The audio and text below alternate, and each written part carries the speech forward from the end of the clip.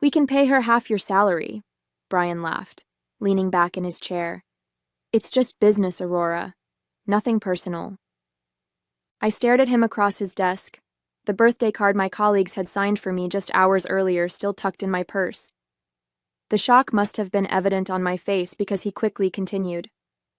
Look, Heather's been here 6 months now. You've trained her well. The pharmaceutical database system is running smoothly, and frankly, we don't need 2 people doing one job. Heather knows the basics, I said slowly, trying to keep my voice steady. But she doesn't understand the integration points, the system architecture, double quotes. Brian waved his hand dismissively. All documented in your process manuals, right? That's what I pay you for. Besides, young talent brings fresh perspectives. The industry's evolving. My name is Aurora Chen, 41 years old, and until 5 minutes ago, I was the Senior Database Integration Specialist at MediSync Pharmaceutical Services. For 3 years, I'd designed and maintained the complex system that tracked drug trials across multiple platforms, connecting research data with regulatory submission requirements for pharmaceutical companies across the country. When Brian hired Heather 6 months ago, I'd welcomed the help. The system had grown increasingly complex, and having someone manage the day-to-day operations would free me up to implement improvements I'd been planning for months. I'd spent countless hours training her, carefully walking her through the standard procedures, though there hadn't been time to cover the underlying architecture, the invisible connective tissue that made everything work seamlessly. I need your keycard and passwords before you leave today, Brian continued, sliding a severance agreement across the desk. 2 weeks' pay, standard confidentiality clauses. I scanned the document, the words blurring slightly. Today is my birthday, I said, the statement sounding hollow even to me. Brian had the decency to look uncomfortable for a moment. Sorry about the timing. HR picked the date. I signed the agreement mechanically, then stood up. Heather will need the emergency protocols for when systems don't synchronize properly. They're not in the documentation. I'm sure she'll figure it out, Brian replied, already checking his phone. She's quite resourceful. As I packed my desk, Heather approached, her expression a mixture of sympathy and awkwardness. I'm really sorry, she whispered. I had no idea this was happening. I nodded, not trusting myself to speak. As I handed her my system notebook, a notification popped up on my computer screen. Database sync error on client trial DRX 1429, manual resolution required. I started to explain the error, but Brian appeared, ushering me toward the exit. Heather's got this, he said firmly. It's time for you to go. I smiled tightly. Good luck, I said, meaning it more sincerely than either of them could possibly understand. My path to MediSync began after 15 years in database architecture. I'd built systems for insurance companies, retail chains, and finally, the pharmaceutical industry, where data integrity could literally be a matter of life and death. Clinical trial information had to be seamlessly integrated across research platforms, regulatory submission systems, and client dashboards, with zero margin for error. When MediSync recruited me, they were struggling with an outdated system that frequently crashed. Within 6 months, I'd redesigned their entire architecture, creating a robust integration framework that accommodated their complex needs while maintaining regulatory compliance. Client satisfaction scores rose dramatically, and the company landed 3 major pharmaceutical contracts based largely on the strength of their innovative data management solutions I had built from the ground up. Brian Morgan became my manager a year ago when the previous director retired. He had a background in sales rather than technology, which initially concerned me, but I tried to be open-minded. He spoke constantly about optimization and streamlining operations, often questioning why processes couldn't be simplified. These verification steps seem excessive, he'd comment during review meetings. Couldn't we eliminate some of these redundancies? I'd patiently explain that what looked like redundancy was actually essential error-catching architecture. The system's strength lay in its multiple verification points that prevented data corruption from cascading through interconnected databases. Brian would nod, but I could tell he wasn't fully grasping the technical nuances. Still, I believed his business perspective complemented my technical expertise, and we maintained a cordial professional relationship. When he hired Heather, fresh out of college with a computer science degree but no real-world experience, I didn't object.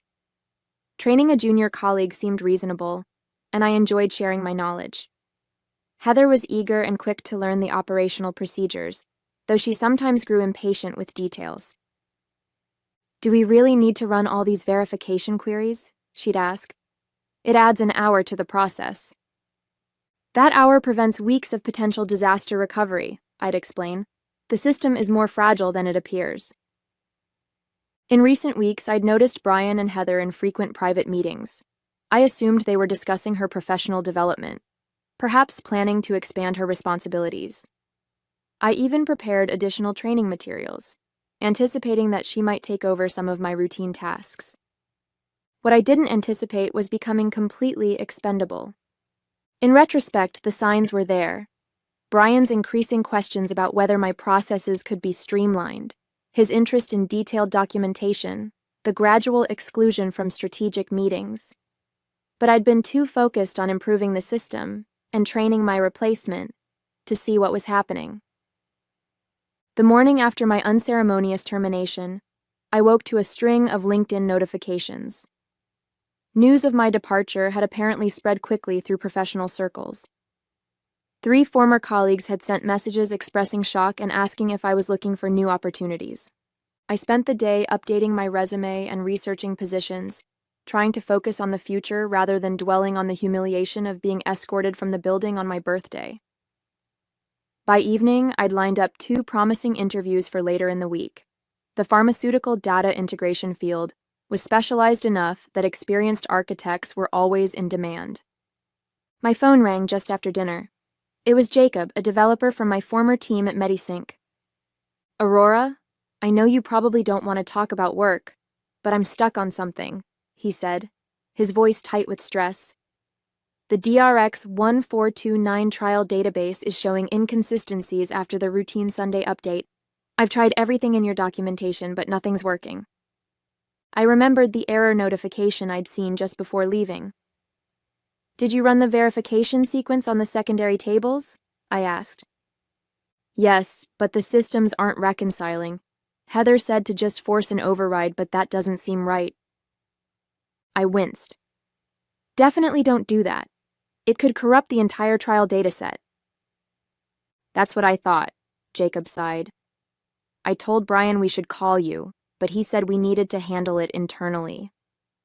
After providing some guidance, careful not to violate the confidentiality agreement I'd signed, I hung up, feeling a curious mix of vindication and concern. The system I'd built was intricate, with carefully designed fail-safes and interconnection points that weren't immediately obvious, without understanding the underlying architecture. 2 more calls came in that evening from different team members, each describing escalating problems. Apparently, Heather had indeed attempted to force an override, which had triggered cascading errors across multiple client databases. The team was now in emergency mode, trying to prevent data corruption from spreading. I declined to answer the 4th call, which came from Brian's number just before midnight. The next morning, a Tuesday, I had an early interview with PharmaDirect, one of MediSync's competitors. The hiring manager, impressed with my portfolio, asked why I'd left my previous position. "Restructuring," I said simply. "They decided to streamline the database management team." He looked skeptical. "Interesting timing. We just heard MediSync is having major system issues. Something about corrupted trial data?" I kept my expression neutral. "I wouldn't know. I'm no longer with the company."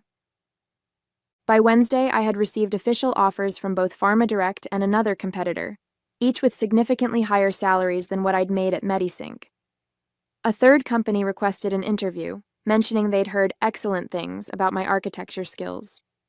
Meanwhile, my phone continued to accumulate missed calls from Brian and other MediSync numbers.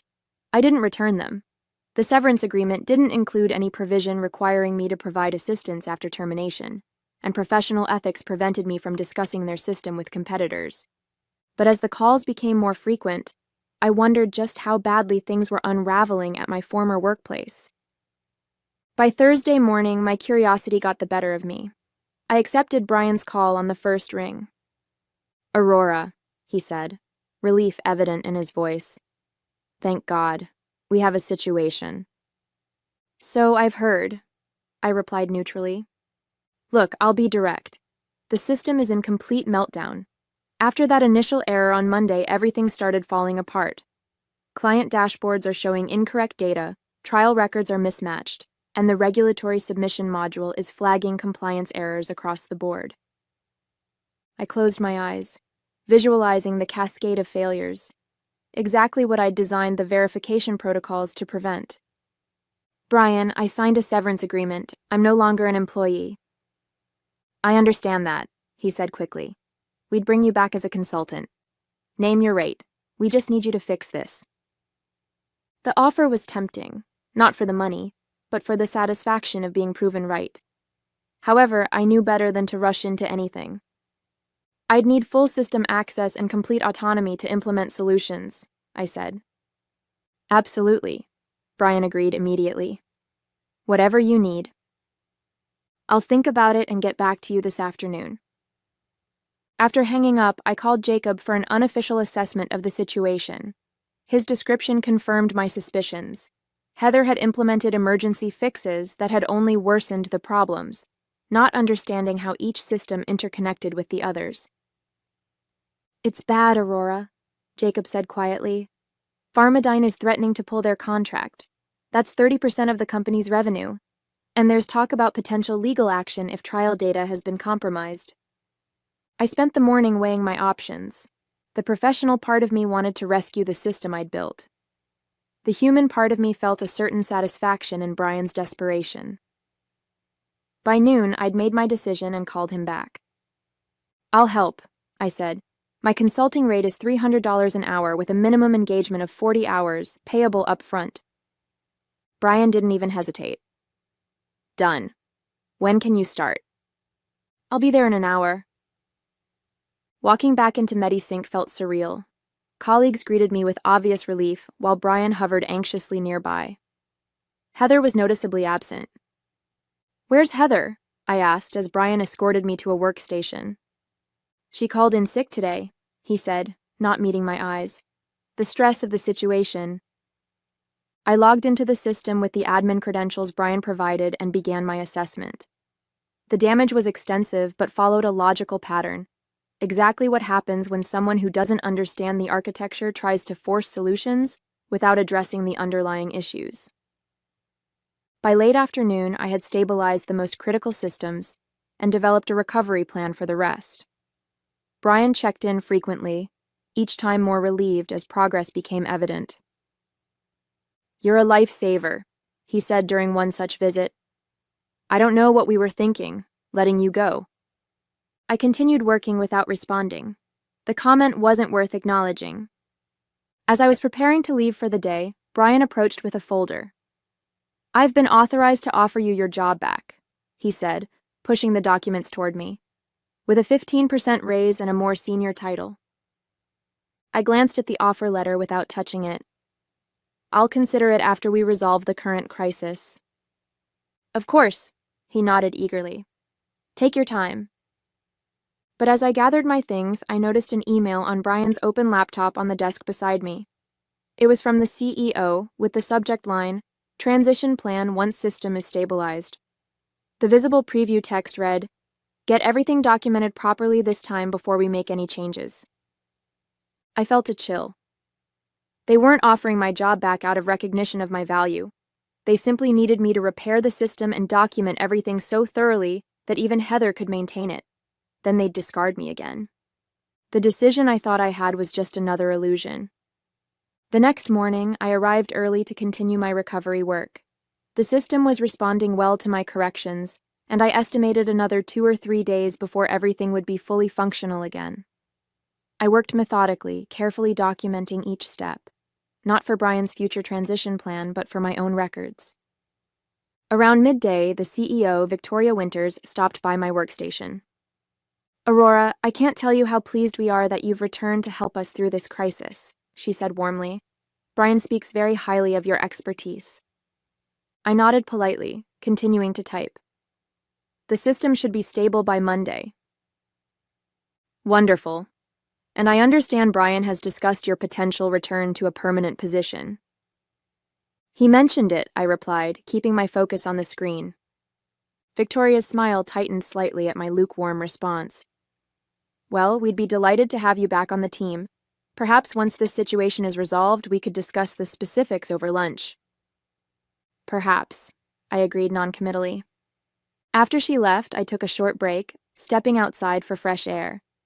As I scrolled through my phone, a message appeared from an unfamiliar number. Aurora, it's Heather. Can we talk?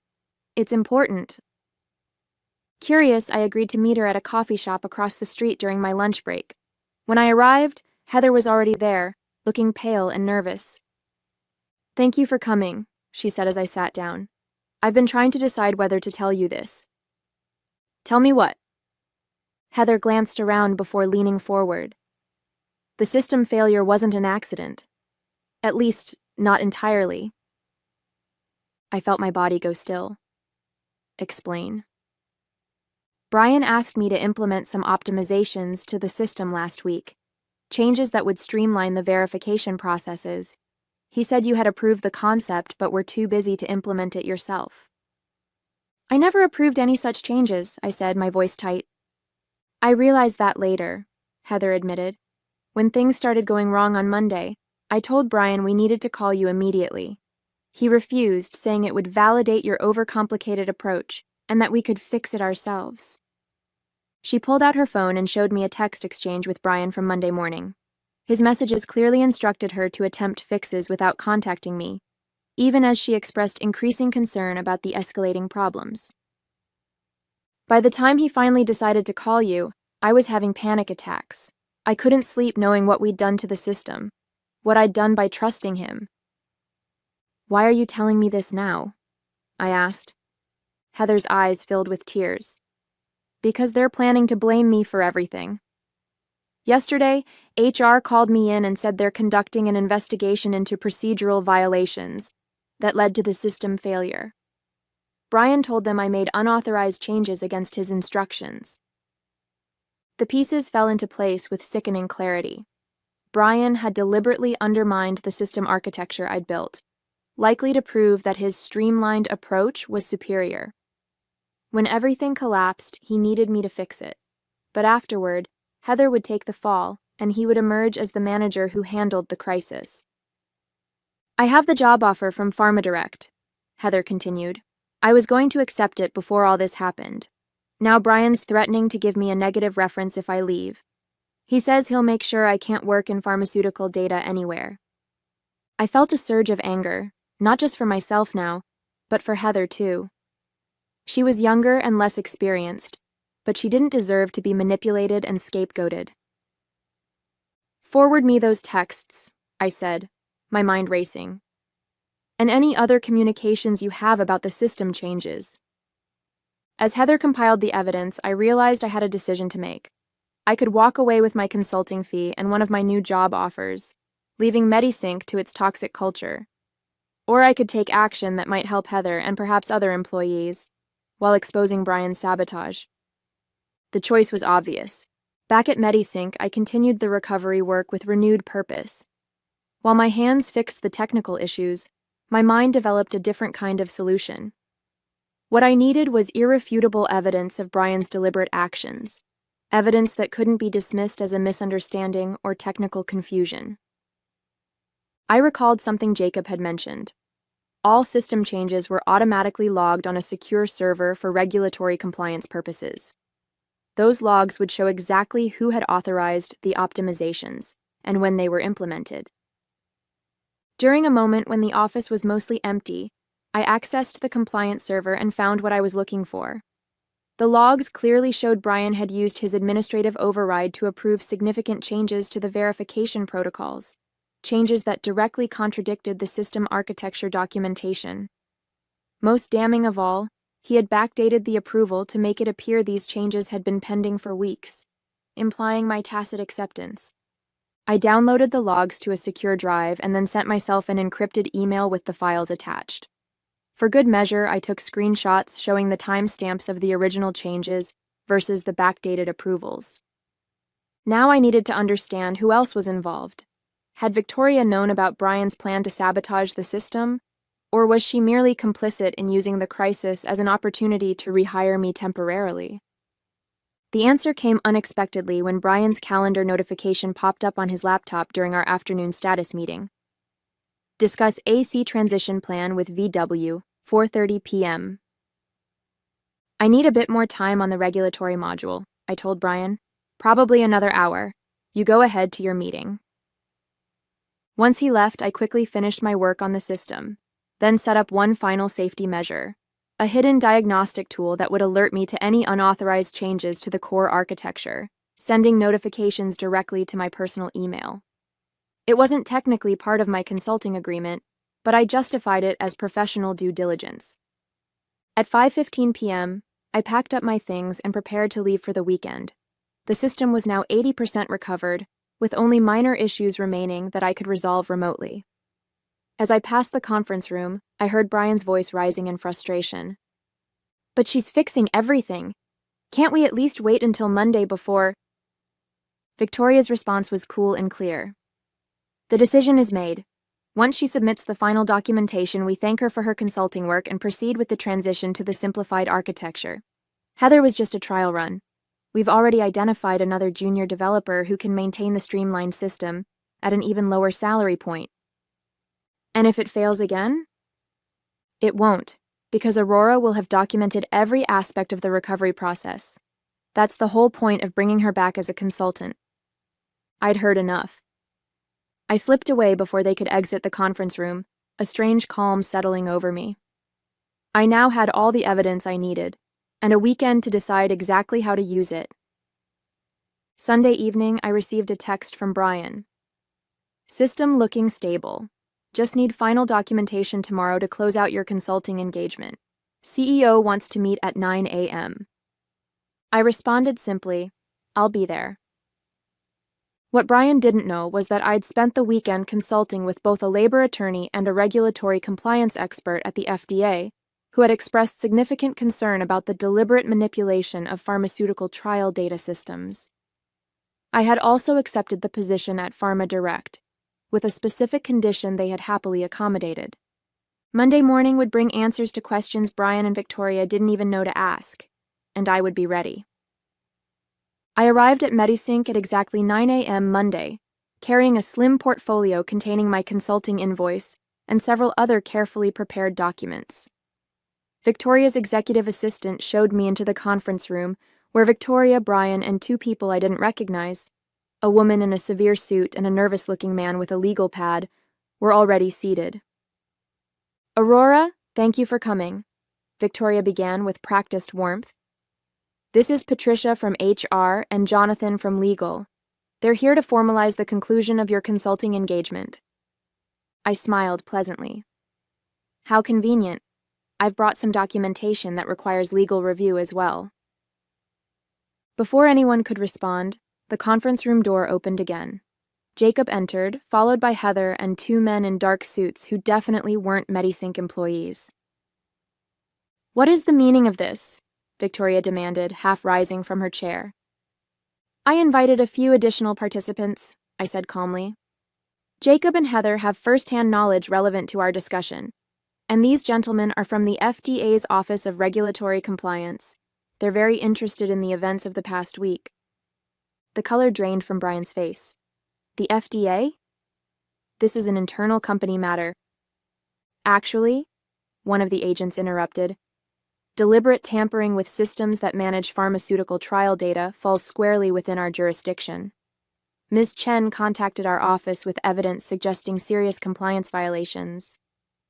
I opened my portfolio and distributed copies of a comprehensive report detailing the system architecture, the unauthorized changes, the attempted cover-up, and the impact on client data integrity. The final page contained my sworn statement and signature. This constitutes my final documentation as requested, I said, sliding the original across to Victoria. I've also accepted a position with PharmaDirect starting tomorrow. My first assignment is implementing a rescue plan for all MediSync clients who wish to transfer their data to a more stable platform. Victoria's composure finally cracked. You can't do this. Those clients are under contract. Contracts with specific performance guarantees regarding data integrity. I corrected her. Guarantees you've breached. My attorney has already reviewed the relevant clauses. The FDA agents began asking pointed questions about change management protocols and verification procedures. As the interrogation continued, I quietly excused myself, nodding to Jacob and Heather. My work here was finished. 6 months later, I sat in my new corner office at PharmaDirect, reviewing the quarterly performance report. The transition of former MediSync clients had gone remarkably smoothly, thanks in part to Jacob and Heather, who had both joined me at the new company.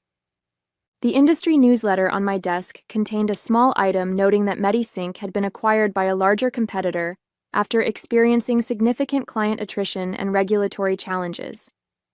Brian and Victoria had both pursued other opportunities, following an FDA investigation into data integrity violations. My phone buzzed with a calendar reminder, a video meeting with our newest pharmaceutical client, formerly MediSync's largest account. Their research director had specifically requested that I oversee their data architecture personally, citing my exceptional reputation for system integrity. As I prepared for the call, Heather knocked on my doorframe. The team wanted me to remind you about the celebration dinner tonight, she said. 1 year since we all started here. I smiled, remembering the day I'd negotiated with PharmaDirect's CEO to bring both Jacob and Heather onto my team as part of my employment conditions. He'd been skeptical until I explained their potential value and their loyalty in providing evidence that helped expose MediSync's violations. I wouldn't miss it, I assured her. My new email notification chimed, the diagnostic system I'd created alerting me that all client databases had completed their verification cycles successfully. The architecture I'd designed here was even more robust than my work at MediSync, incorporating lessons learned from that experience. Some might view what happened as revenge, but I saw it differently. It was simply the natural consequence of valuing systems over the people who built them, of prioritizing short-term savings over expertise and integrity. In the end, I hadn't needed to destroy MediSync. Their own short-sightedness had done that quite effectively without my help. I closed the performance report and prepared to meet with our newest client, ready to demonstrate once again the value of doing things right.